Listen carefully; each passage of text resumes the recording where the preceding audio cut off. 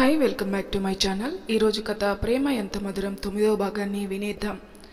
నేత్ర, నీకే అమ్మ కాల్ చేశారు అంటూ ఫోన్ నేత్ర చేతికిచ్చింది పుష్ప. ఏంటి రామ్, కాఫీ నువ్వు పెడుతున్నావు అని అడిగింది పుష్ప.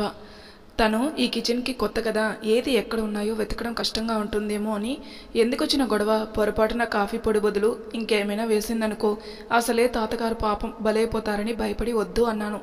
అప్పుడే ఫోన్ మాట్లాడి అక్కడికి వచ్చిన నేత్ర రామ్ వైపు గుర్రుగా చూసింది. సారీ నేత్ర, ఏదో ఫ్లోలో అలా నిజం చెప్పేశాను. నేత్ర నవ్వింది. ఎలాగో వచ్చావుగా, నా చేతి కాఫీ తాగు అంటూ ఒక కప్పు పుష్పకిచ్చాడు.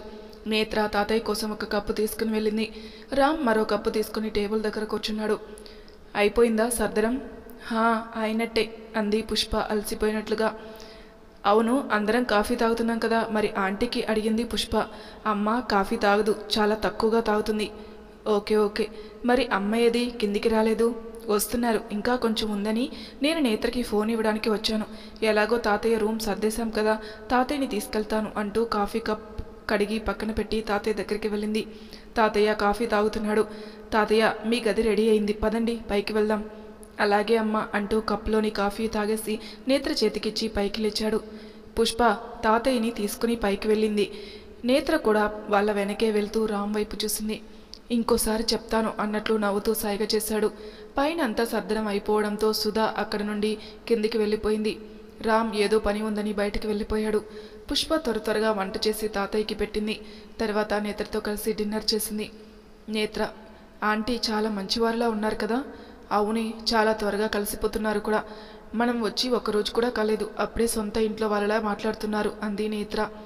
బహుశా మనం రామ్ స్నేహితులం కాబట్టే అంత త్వరగా కలిసిపోయి ఉంటారు, లేకుంటే ఇంట్లో రెంట్కి ఉండే వాళ్ళతో ఎవరైనా ఇలా చనువుగా ఉంటారా? అవునే, అదే అనుమానం నాకు వచ్చింది. బహుశా నువ్వు చెప్పిన కారణం కరెక్ట్ అయి ఉండొచ్చు. ఏదైతేనే మనం ఒక మంచి ఇంట్లో చేరాం, ఇక మనకు ఎటువంటి ఇబ్బంది ఉండదు అనుకున్నారు. బాగా అలసిపోవడంతో పుష్పకి పడుకున్న వెంటనే నిద్ర పట్టేసింది. నేత్ర మాత్రం ఇంకా రామ్తో మాట్లాడిన ఆ క్షణాలనే ఉండిపోయింది. అవే పదే పదే గుర్తుకొస్తుంటే పడుకుంది. రామ్కి పుష్ప అంటే ఇంకా ఇష్టం ఉన్నట్లే ఉంది, కానీ పుష్పకి రామ్ మీద ఎలాంటి ఫీలింగ్ ఉందో తెలియలేదు. అయినా రామ్ తనని అంతలా ప్రేమిస్తున్నాడని తెలిసినా పట్టించుకోలేదు అంటే ఇష్టం లేదనేక, అంటే పుష్ప రామ్ని ప్రేమించట్లేదా అనేక, అంటే పుష్ప మనసులో రామ్ లేనట్లేగా, అంటే అర్థం నేను రామ్ని ప్రేమించొచ్చు అనేక అని తలుచుకోగానే నేత్ర బుగ్గలు సిగ్గుతో ఎరిపెక్కాయి. అంతలోనే తను ఎంత స్వార్థంగా ఆలోచిస్తుందో తెలిసి తిట్టుకుంది. చిచి, నేనేంటి ఇలా ఆలోచిస్తున్నాను? రామ్ తనని ఎంతకాలంగా ప్రేమిస్తున్నాడో తెలిసినా కూడా ఇలా ఎలా ఆలోచిస్తున్నాను? ఇప్పుడు నేను ఏం చేయాలి? రేపు ఒకవేళ రామ్ పుష్పని తనని కలవడానికి నన్ను సహాయం చేయమని అడిగితే నేనేం చేయాలి? రామ్ ప్రేమని అర్థం చేసుకున్న ఒక స్నేహితురాలి స్థానంలో ఉండి రామ్కి హెల్ప్ చేయాలా, లేక రామ్ని ఎంతగానో ప్రేమించే ఒక ప్రేమికురాలుగా నా స్వార్థం నేను చూసుకోవాలా? పోనీ పుష్పకి నచ్చజెప్పి రామ్తో కలపాలా? ఇలా అంతులేని ఆలోచనలతో ఉక్కిరిబిక్కిరయింది. రాత్రికి భోజనాలు చేసి పడుకోవడానికి గదిలోకి వెళ్లారు రామ్, సుధారాణి. ఏంటి మామ్, బాగా అలసిపోయినట్లున్నావు? అదేం లేదురా, అంత పనేమీ లేదులే, ముగ్గురం కలిసి చేశాం కదా, ఎక్కువ అనిపించలేదు. ఇంతకీ మొదలుపెట్టావా నీ ఇన్వెస్టిగేషన్? ఎప్పుడో. ఇంతకీ ఏం కనిపెట్టావు? నాకెందుకో పుష్పని నీ లవర్ అనిపిస్తుందిరా. కన్ఫర్మ్ చేస్తావా లేక అనుకుంటున్నావా? అప్పుడే కన్ఫర్మ్ ఎలా చేస్తాను, ఇంకొన్ని రోజులు పోనివ్వు, ఇప్పుడేగా మొదలైంది. అలాగే, నీకెన్ని రోజులు కావాలంటే అన్ని రోజులు తీసుకో. ఇంతకీ డాడీ ఎప్పుడొస్తున్నారు, ఏమైనా చెప్పారా? రేపు నైట్కి స్టార్ట్ అవుతారట. అయితే ఎల్లుండి నుండి నేను ప్రశాంతంగా పడుకోవచ్చు అన్నమాట. ఏంట్రా అన్నావు? నీ ప్రశాంతతకు నేను అడ్డు వచ్చానా? అయినా ఆ మాట నీకు అంతగా సూట్ అవ్వదులే. ఏం, నాకేం తక్కువ? ఈ వయసులో ప్రశాంతత అంటే? అయితే లవర్ ఉండాలి లేదా ఒంటరితనం అలవాటు అయి ఉండాలి. ఆ రెండవది కాదు కాబట్టి ఇక మొదటి ఉన్నా కూడా లేనట్టే. లేనట్టే అంటే లవర్ ఉంటే ఫోన్లో మాట్లాడడానికో లేక చాట్ చేసుకోవడానికో ప్రైవసీ కావాలి అనుకుంటారు. నీకు అది కూడా లేదుగా. తమరు ఆ అమ్మాయి నెంబర్ తీసుకోలేదుగా. ఇక చాలు కానీ పడుకో, రేపు ఆఫీస్కి వెళ్ళాలి. Good night. Good night. నేత్ర పుష్ప ఆఫీస్కి వెళ్తూ సుధారానికి బాయ్ చెప్పి తాతయ్యని కాస్త గమనించమన్నట్లుగా చెప్పి వెళ్లారు. వాళ్ళు వెళ్ళిన కాసేపటికి రామ్ కూడా ఆఫీస్కి బయలుదేరాడు. రోజులానే సాయంత్రం క్యాంటీన్లో నేత్ర పుష్పల కోసం ఎదురు చూస్తూ కూర్చుంటాడు రామ్. ఇద్దరు వచ్చారు. ఇక మన మీటింగ్ ప్లేస్ ఇది కాదు రామ్, మన ఇల్లు. అదేలే మీ ఇల్లు అంది నేత్ర. నేను ఆ విషయం చెబుదామని వచ్చాను అన్నాడు రామ్. సరే అయితే ఇక ఇంటికి వెళదామా అంది పుష్ప. ఎలాగో వచ్చాం కదా, కాసేపు కూర్చొని వెళ్దాం. పైగా నువ్వు రామ్తో ఏదో మాట్లాడాలి అన్నావుగా అంది నేత్ర. అవును, ఎలాగో వచ్చాం కదా, కూర్చోండి అంది పుష్ప. ముగ్గురు కూర్చున్నారు. ఏంటి పుష్ప, ఏంటి విషయం, నాతో ఏం మాట్లాడాలి? అది మా మామయ్య గురించి రామ్ అంటూ జరిగిందంతా వివరించింది. అందుకు నువ్వేమైనా హెల్ప్ చేయగలవా? రామ్ కాసేపు ఆలోచించి, చేయగలను, కానీ ముందు మీ మామయ్యని గుర్తుపెట్టడానికి ఏమైనా ఫోటో ఉందా అని అడిగాడు. ఉంది రామ్, కానీ అది మా మామయ్య చిన్నప్పటిది, ఇంట్లో ఉంది. ఇప్పుడు ఇంటికి వెళ్ళగానే ఇస్తాను. అయితే ఫస్ట్ ఆ ఫోటో ఎలా ఉందో చూసి అప్పుడు తర్వాత స్టెప్ గురించి ఆలోచిద్దాం. అది చాలా పాత ఫోటో రామ్, అందులోని మొహాలు కూడా సరిగ్గా కనపడట్లేదు. అవునా, అయితే కొంచెం ఆలోచించి చెప్తాను. ఇంకేమైనా మార్గం ఉంటుందేమో. ఫస్ట్ అయితే ఆ ఫోటో నాకు ఇవ్వు, తర్వాత చూద్దాం. అలాగే Ram, thank you so much అంది. ఇదేనా నువ్వు మాట్లాడాలి అన్న విషయం? అవును రామ్, నేను ఇంకా ఏదో అనుకున్నాను. అంత సీన్ లేదులే, కానీ ఇక పదండి ఇంటికి వెళ్దాం. ఇంటికి బయలుదేరారు. ముందు నేత్ర పుష్ప వెళ్తుంటే వాళ్ళ వెనకే రామ్ కూడా ఇంటికి చేరుకున్నాడు. నేత్ర పుష్ప లోపలికి వెళ్ళి ఆంటీని పలకరించి పైకి వెళ్లారు. రామ్ తల్లిని పలకరించి గదిలోకి వెళ్ళాడు. పైకి వెళ్ళిన పుష్పని చూసిన తాతయ్య గదిలో నుండి బయటికి వచ్చి, వచ్చేసారా? వచ్చేసాం తాతయ్య. మీరు మధ్యాహ్నం భోజనం చేసి మందులు వేసుకున్నారా? తిన్నాను, వేసుకున్నాను కూడా. ఒక్క 10 నిమిషాల్లో వంట సిద్ధం చేసేస్తాను అంటూ ఫ్రెష్ అయి వచ్చి వంటగదిలోకి వెళ్ళింది. ఏమ్మా పుష్ప, మీ మామయ్య గురించి ఏమైనా ఆలోచించావా? ఆ పనిలోనే ఉన్నాం తాతయ్య, కానీ మామయ్య ఫోటో లేదు కదా, అందుకే ఎలా మొదలు పెట్టాలో అర్థం కావటం లేదు. అయినా మా ప్రయత్నం మేము చేస్తాం, తప్పకుండా కనిపెడతాం. రామ్ కూడా తన ప్రయత్నం తాను చేస్తాను అన్నాడు. ఏ జన్మలో రుణమో కానీ వాళ్ళు మనకి ఎంతో సహాయం చేస్తున్నారు, వాళ్ళందరూ చల్లగా ఉండాలి అనుకున్నాడు. నేత్ర పుష్పకి కూరగాయలు కట్ చేయడంలో సహాయం చేసింది. నేత్ర అక్కడ సెల్ఫ్లో మామయ్య ఫోటో ఉంది కదా, అది కాస్త రామ్కి ఇచ్చిరా, మరలా రేపు ఆఫీస్కి వెళ్ళే హడావిడిలో మర్చిపోతాము అంది పుష్ప. అలాగే పుష్ప అంటూ గదిలోకి వెళ్ళి బుక్లో ఉన్న పుష్ప వాళ్ళ మామయ్య ఫోటో తీసుకుని కిందికి వెళ్ళింది. ఆంటీ ఆంటీ అంటూ లోపలికి వెళ్ళింది నేత్ర. ఏదో పరధ్యానంలో ఉండి నేత్ర మాటలు వినిపించుకోలేదు సుధా. ఆంటీ ఆంటీ అంటూ దగ్గరికి వెళ్ళింది. ఓ నేత్ర, నువ్వా? ఎప్పుడొచ్చావు? నేను చూసుకునే లేదు. ఇప్పుడే ఆంటీ. అవును, మీరేంటి ఈ టైంలో అంత బిజీగా ఏం చేస్తున్నారు? అందులోనూ నేను పిలుస్తున్నా పట్టించుకోనంత పరధ్యానంలో ఉన్నారు. పైగా ఏవో వాసనలు కుబాలిస్తున్నా, ఏంటి సంగతి అని అడిగింది నేత్ర. రేపు మీ అంకుల్ వస్తున్నారు. ఓహో, అదా విషయం, అందుకేనా అంత పరధ్యానం? సుధారాణి సిగ్గుపడింది. సరే కానీ ఏంటి సంగతి? ఆ కవర్లో ఏంటి? ఇది పుష్ప రామ్కి ఇవ్వమంది, మిగతా విషయాలు రామ్ని అడగండి. ఇప్పుడైతే ఇది రామ్కి ఇవ్వండి అంటూ కవర్ సుధారాణి చేతిలో పెట్టింది. అదేదో నువ్వే వెళ్ళి ఇవ్వు, నాకు కాస్త పని ఉంది అంటూనే కవర్ వెనక్కిచ్చింది సుధా. సరే ఆంటీ, మీరు కానివ్వండి, నేను వెళ్తాను. రామ్ గది వరకు వెళ్ళి ఆగిపోయింది. లోపలికి అడుగు పెట్టడానికి ఎందుకో తడబడుతుంది. బయటే నిలబడి రామ్ రామ్ అంటూ తలుపు శబ్దం చేసింది. అటువైపు నుండి ఎటువంటి సమాధానం లేకపోవడంతో మెల్లిగా తలుపు తీయబోయింది. అప్పుడే తలుపు తీసిన రామ్ నేత్రకి ఎదురుగా రావడంతో ఒకరి ఒకరు గుద్దుకోబోయి ఆగిపోయారు. త్రుటిలో తప్పిన ప్రమాదం అన్నట్లుగా ఒళ్ళంతా జలధరించింది నేత్రకి. ఒక్క క్షణం ఇద్దరి కళ్ళు కలిశాయి. నేత్ర గుండె చప్పుడు వేగం పెరిగింది. తనని తాను మరిచిపోయి రామ్ని చూస్తూ ఉండిపోయింది. ఇంకొక క్షణం అలానే ఉంటే తన మనసు ఏమవుతుందో అన్న భయంతో కళ్ళు మూసుకొని టక్కున వెనక్కి అడిగేసింది. ఆ మధుర క్షణాల్ని తన కళ్ళతో ఫోటో తీసుకుని మనసులో దాచుకుంది. నేత్ర, నువ్వెప్పుడొచ్చావు అంటూ బయటికి వచ్చాడు రామ్. జస్ట్ ఇప్పుడే. నీకేమైంది? ఆంటీ అంటే అంకులు వస్తున్నారని పరధ్యానంలో ఉన్నారు. మరి నువ్వెవరిని తలుచుకొని పరధ్యానంలో ఉన్నావు? పిలిచినా వినపడనంతగా. అదేం లేదు నేత్ర, ఇప్పుడే ఫ్రెష్ అయి వస్తున్నాను అంటూ బయటికి వచ్చాడు. ఇద్దరు హాల్లోకి వచ్చారు. పుష్ప వాళ్ళ మామయ్య ఫోటో ఇందులో ఉంది, రేపు మర్చిపోతాందేమో అని ఇప్పుడే ఇచ్చేసి రమ్మంది అంటూ ఫోటో రామ్ చేతిలో పెట్టింది. సరే సరే, రేపు నాకు ఒక ఫ్రెండ్ ఉన్నాడు, వాడికి ఈ ఫోటో పంపించి కాల్ చేసి కనుక్కుంటాను, వాడేమైనా హెల్ప్ చేయగలడేమో. సరే, ఇక నేను వెళ్తాను. ఓకే. ఇంతకీ ఏంట్రా ఆ ఫోటో ఏంటి మ్యాటరు అంటూ వచ్చింది సుధా. ఏం లేదమ్మా, చిన్న హెల్ప్ కావాలంది అంటూ ఇంకా ఏదో చెప్పబోతుంటే అంతలో పొయ్యి మీద కుక్కర్ విజిల్ రావడంతో అటువైపు వెళ్ళింది సుధారాణి. కుక్కర్ ఆఫ్ చేసి వచ్చిన సుధారాణి, సరే అదేదో చెయ్యి పాపం అన్నట్లు చెప్పడం మర్చిపోయాను.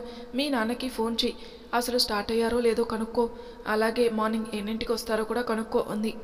అలాగే మామ్ అంటూ తండ్రికి ఫోన్ చేశాడు. కాసేపటికి ఫోన్ పెట్టేసి తల్లి దగ్గరికి వచ్చి, మామ్ ఇప్పుడే బస్ ఎక్కారట, 10కి స్టార్ట్ అవుతుందంట, రైట్ టైంకే, అయితే మార్నింగ్ 6కంతా హైదరాబాద్ రీచ్ అవ్వాలి అన్నారు అని సమాధానం చెప్పాడు. సరే అనేసి గంటగదిలోకి వెళ్ళిపోయింది సుధారాణి. రామ్ ఇంట్లో నుండి బయటికి వచ్చిన నేత్ర పరుగున పైకి వెళ్ళిపోయింది. నేత్ర, డిన్నర్ రెడీ అయింది, రా తిందాం అంటూ పిలిచింది పుష్ప. ఒక్క 10 నిమిషాలు పుష్ప, చిన్న పని ఉంది, మీరు తినండి అనేసి గదిలోకి వెళ్ళిపోయింది. మంచం మీద కూర్చుంది. కింద రామ్ని అంత దగ్గరగా చూసిన ఆ సంఘటనే మదిలో మెదులుతూ ఉంది. అలా కళ్ళు మూసుకొని ఇద్దరు కళ్ళు కలుసుకున్న ఆ మధుర క్షణాల్ని ఆస్వాదిస్తూ కూర్చుంది. తెలియకుండానే రామ్ ఐ లవ్ యూ అన్న పదం నేత్ర నోటి వెంట వచ్చింది. ఆ మరుక్షణమే కళ్ళు తెరిచిన నేత్ర కంటి వెంట సన్నని కన్నీటి ధార చెంపలు తాకింది. నేనెందుకు ఇలా అయిపోయాను? రామ్ పుష్పకి ఇష్టపడుతున్నానని తెలిసి కూడా ఎందుకు నా మనసు నా మాట వినడం లేదు? ఎలా నచ్చజెప్పాలి? ఎలాగైనా రామ్ని నా మనసులో నుండి తీసేయాలి అని నిర్ణయించుకుంది. అది నీ వల్ల కాదు అంది. అప్పుడే అక్కడ ప్రత్యక్షమైన అంతరాత్మ. ఎందుకు కాదు? నువ్వు మర్చిపోలేవు కనుక. మర్చిపోగలను. ఇక రామ్ కంట పడకుండా ఉంటాను. రామ్ మాట కూడా నోటి వెంట రానివ్వను. అది అసాధ్యం అంది వెకిలిగా నవ్వుతూ. మరి ఇంకెలా మర్చిపోవాలి అంటూ ఏడ్చింది. పిచ్చి నేత్ర, రామ్ పుష్పని ప్రేమిస్తున్నాడని తెలిసినా నీకు పుష్ప రామ్ని ప్రేమించట్లేదని తెలియదా? అది ఒకప్పుడు, ఇప్పుడు ప్రేమిస్తుందేమో నీకు చెప్పిందా? లేదు అంటూ కళ్ళు తుడుచుకుంది. మరి అలాంటప్పుడు నువ్వెలా అనుకుంటావు? అసలు రామ్ కూడా గతంలో ప్రేమించాడు, కానీ ఇప్పుడు కాదు కదా. ఇప్పుడు కూడా ప్రేమిస్తున్నాడని నా నమ్మకం. నా ముందే పుష్పతో చాలాసార్లు ఆ విషయం గురించి మాట్లాడాడు. సరే పోనీ రామ్ ఇష్టపడుతున్నాడని అనుకుందాం, మరి పుష్ప సంగతి? అయినా రామ్ తనని ప్రేమిస్తున్నాడని తెలిసి కూడా నేనెలా ప్రేమించగలను? అది మోసం కాదా? మోసమా? ఎవరిని చేస్తున్నావు? ఎందుకు చేస్తున్నావు మోసం? అంటే వాళ్ళిద్దరూ ఒకరినొకరు ప్రేమించుకుంటున్నారని తెలిసి కూడా అతను కావాలి అనుకోవడం, లేక వాళ్ళిద్దరిని విడదీసి అతన్ని నీ సొంతం చేసుకోవాలి అనుకోవడం, అలా ఏమీ చేయడం లేదు కదా. మరి అదెలా మోసమవుతుంది అంటూ నిలదీసింది. కానీ అంటూ ఇంకా ఏదో చెప్పేలోపు, ఒకవేళ పుష్ప ఇక్కడ లేకుండా ఉండి రామ్ తనని ప్రేమిస్తున్న విషయం నీకు ఇప్పటికీ తెలియకపోతే ఇలానే ఆలోచిస్తావా? ఒకవేళ పుష్ప అసలు నీ ఫ్రెండ్ కాకపోయింటే అప్పుడు అసలు ఇబ్బందే ఉండదు కదా. కానీ తను ఇప్పుడు నా ఫ్రెండే కదా. కానీ తను రామ్ని ప్రేమిస్తుందని చెప్పలేదు కదా. ముందు ఆ విషయం కనుక్కో. ఒకవేళ చేయడం లేదు అంటే అప్పుడు నువ్వు ఆనందంగా రామ్ని ప్రేమించవచ్చు. కానీ రామ్ మనసులో తనని ఉంచుకొని నన్ను ఎలా ప్రేమించగలడు? అదే ప్రేమకి ఉన్న పవర్. నువ్వు నిజంగానే రామ్ని ప్రాణంగా ప్రేమిస్తే ఆ ప్రేమే మిమ్మల్ని కలుపుతుంది, రామ్ని నీ వాడిని చేస్తుంది. పుష్ప ప్రేమ విషయం పక్కన పెట్టి ముందు నీ ప్రేమ విషయం గురించి ఆలోచించు. నువ్వు చెప్పింది నిజమే అయితే ఇప్పుడే పుష్ప మనసులో రామ్ ఉన్నాడో లేదో కనుక్కుంటాను అంటూ కన్నీరు తుడుచుకొని బయటికి నడిచింది. రావే, నీకోసమే ఎదురు చూస్తున్నాం అంది పుష్ప. అయ్యో, నా కోసం ఎందుకు తాతయ్యని కూడా వెయిట్ చేయించావు? తాతయ్యకి పెట్టుండొచ్చు కదా. లేదులేమ్మా, నేను ఉంటాను అన్నాను. పుష్ప తినమనే అంది అన్నాడు. సారీ తాతయ్య, నా వల్ల మీకు లేట్ అయింది అంటూ వచ్చి కూర్చుంది. పర్లేదులే అమ్మ, రా కూర్చో, భోజనం చేద్దాం. ముగ్గురు భోజనం చేశారు. రామ్, రా భోజనం చేద్దాం అంటూ పిలిచింది సుధారాణి. రామ్ వచ్చి టేబుల్ దగ్గర కూర్చున్నాడు. సారీ నాన్న, ఈరోజు కాస్త లేట్ అయింది అంటూ అన్నం వడ్డించింది. అంతేలే, ఎంతైనా మీ ఆయన వస్తున్నాడుగా, ఇంకా నేనెందుకు కనపడతాను నీకు? రే, దిస్ ఈజ్ టూ మచ్. అంతేలే, ఇప్పుడు నేనేం మాట్లాడినా నీకు అలానే కనిపిస్తుంది. ఇక వాగింది చాలు, తిను. ఇప్పుడు నా మాటలు కూడా నీకు వాగుళ్ళా అంటుండగానే రామ్ నోటికి చెయ్యి అడ్డుపెట్టి, ఇంకో మాట మాట్లాడావంటే బాగోదు చెప్తున్నా అంది సీరియస్గా చూస్తూ. నోరు మూసుకొని తిని వెళ్ళి పడుకో అంది కాస్త సీరియస్గా నటిస్తూ. అలాగే అన్నట్లు తల ఊపి నోటిని చేత్తో మూసుకొని అన్నం తినడానికి ప్రయత్నించి కష్టం అన్నట్లు తల్లి వైపు చూశాడు. రామ్ ప్లేట్ని తన వైపు లాక్కొని అన్నం కలిపి రామ్కి తినిపించింది. అన్నం తినేసి నవ్వుతూ గుడ్ నైట్ మామ్ అనేసి తన గదిలోకి వెళ్ళిపోయాడు. పుష్ప, నిన్నో విషయం అడగాలి, అడగనా? ఏంటే ఇది కొత్తగా పర్మిషన్ అడుగుతున్నావు? ఇంతకీ ఏంటి ఆ విషయం? అదేంటంటే రామ్ మీద నీ ఒపీనియన్ ఏంటి? అంటే రామ్ నీకు ఇంతకు ముందు నుంచే తెలుసు కదా, అతని మీద ఒక అభిప్రాయం ఏర్పడి ఉంటుంది కదా. అభిప్రాయం అంటూ ప్రత్యేకంగా ఏమీ లేదు నేత్ర. అసలు రామ్ గురించి ఎప్పుడూ అంత ప్రత్యేకంగా ఆలోచించలేదు. ఎందుకో నాకు తెలియదు. అంటే ఇప్పటికీ రామ్ అంటే నీకు ఇష్టం లేదా? ఇష్టం లేదు అనను, కానీ ప్రేమ లేదు. తను చాలా మంచివాడు. ఆడపిల్లల విషయంలో ఎంత పద్ధతిగా ప్రవర్తిస్తాడో బీటెక్లో అతను నా వెంట పడే సమయంలో అర్థమైంది. ఇప్పటికీ అప్పటికీ నీ అభిప్రాయంలో ఏమైనా మార్పు ఉందా? మార్పు అంటే అంత మంచి అబ్బాయిని, అంతగా ప్రేమించిన అబ్బాయిని ఎందుకో కాదనుకున్నానా అనిపించింది 1-2 సార్లు. కానీ ఎందుకో తెలియదు, అతనిని ఒక ఫ్రెండ్గా తప్ప ఇంకే ఉద్దేశంతో చూడలేదు ఇప్పటి వరకు. అయినా ఇప్పుడు ఎందుకు ఆ అనుమానం వచ్చింది నీకు? అదేం లేదు పుష్ప, నాకెందుకో రామ్ ఇంకా నిన్నే ప్రేమిస్తున్నాడేమో అనిపిస్తుంది. నాకు అప్పుడప్పుడు అదే అనుమానం వస్తుంది. అంతేకాదు అతను అలా మాట్లాడినప్పుడల్లా మనల్ని అంతగా ప్రేమించే వాళ్ళని వదులుకోకూడదు అన్న పెద్దల మాట కూడా గుర్తొస్తుంది. పైగా ఇంతకన్నా మంచివాడు మనకు దొరుకుతాడా అనే అనుమానం కూడా వస్తుంది. కానీ ఎందుకో తెలియదు, ఇప్పటి వరకు నా మనసు అతనిని అంగీకరించడం లేదు. చూద్దాం ముందు ముందు ఏమవుతుందో. కానీ ఒక్కటి మాత్రం చెప్పగలను, ఇలా రామ్ మళ్ళీ నా జీవితంలోకి రావడం నా అదృష్టం. ఆ మాట విన్న నేత్ర నోట మాట రాలేదు. అంటే పుష్పకి రామంటే ఇష్టం ఉన్నట్లా లేనట్లా అన్న కొత్త సందేహం మొదలైంది.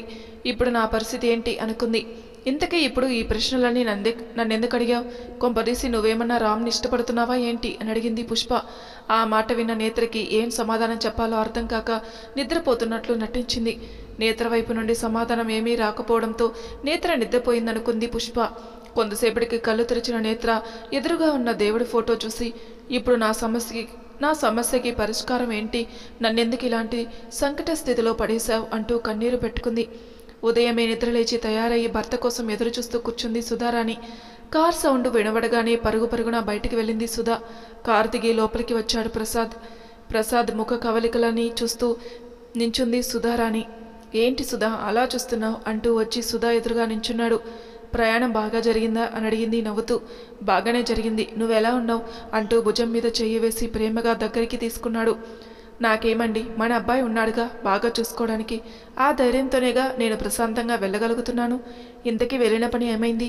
ఈసారైన శుభవార్త తెలిసిందా అడిగింది ఆత్రంగా.